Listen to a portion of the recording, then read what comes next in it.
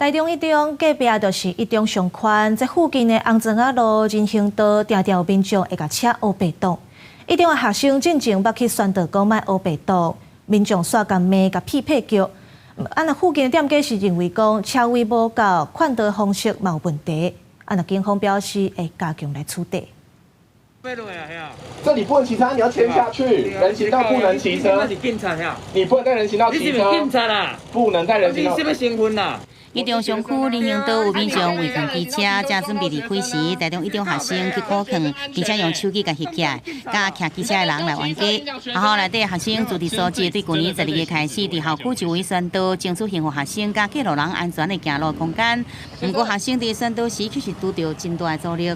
呛学生，然后或是说，你们凭什么管我们？我们就是要在这里骑车。那也有遇过，就是所谓的，说是地方大哥，那也是对学生就是去进行辱骂。那这些部分呢，都没有影响到学生，就是一直愿意出来去做劝阻的行为。 台中一中校区甲一中商区相外，下晡开始会出现真侪菜市价的人，也阁有车。有民众讲违停是停车价无够，部分的大头是认为讲违停问题已经真久啊。学生考坑宣导应用更加流行的方式。如果有规划好格子的话，可以啊，就是停车格。对，不然其实停车不方便，也是会到处乱停。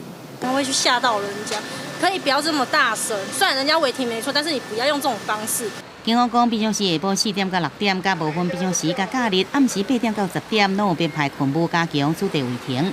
本分局将持续编排勤务，加强一中商圈违规摊商及周遭道路含人行道之取缔，强力执法，以维护用路人之权利。